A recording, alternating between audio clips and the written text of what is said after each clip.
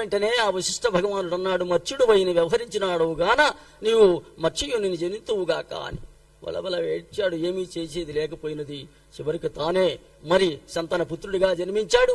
ఏ స్త్రీ చెప్పిన మాట అయితే విన్నాడో, మరుజన్మలో ఏ రాజసం చేతైతే చేశాడో కర్మను, దాని ఫలితంగా స్త్రీ పొందు లేకుండా మరి రాజసంతో చేసినటువంటి రాజ కుటుంబానికి సేవ చేశాడు.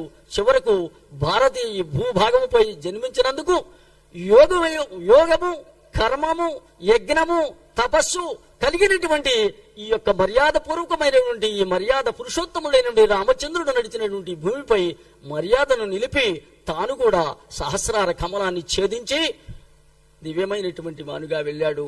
ఆయన కూడా 3 రోజులే చివరిలో అంపశయమై పడుండినటువంటి వాడు. 72 గంటలు ఎవడైతే గురువు గారు చెప్పినటువంటి మాట ఆస్వాదించినటువంటి స్థితిని, మరి గురు కృప లేనిదే ఏదీ దొరకదు. మరి రాదురా ఈ మానవ జన్మ, జీవుని దేవుని కడకును కొనిపోవు దివ్యరత్నమవు దేహమురా మానవుడా. మానవుడా మమత వీడరా, మమత వీడి రామనామ స్మరణ చేయరా. రామనామ స్మరణ చేసి ఆత్మసుఖము నందరా. రామనామ స్మరణ చేసి ఆత్మసుఖము నందరా. ఆత్మసుఖము కన్న మిన్న అన్యమేమి లేదురా.